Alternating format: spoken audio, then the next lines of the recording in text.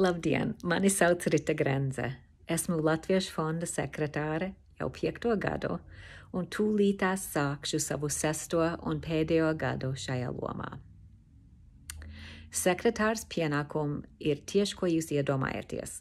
Pierakstīt piezīmes no sēdēm, gan padomu sēdēm, gan pilnsapulcēm, gan arī tādās reizēs, ja tiekamies mazākās grupās ar kādiem biedriem vai labvēļiem. No savām piezīmēm mēs tad veidojam plānu, kā strādāt tālāk. Tas mums palīdz atcerēties visu pārunāto. Vēl man ir prieks palīdzēt Latviešu fondā vienalga, kur var pielikt savu roku. Tā kā mana profesija ir vairāk radoša, es cenšos piepalīdzēt ar drukātiem materiāliem vai ar kaut kādiem kādām zīmolu precēm. Piemēram, šovasar es palīdzēju gatavot galdu, kur mums bija izliktas savas preces un informācija par Latviešu fondu Garazarā 60. jubilejas tirdziņā.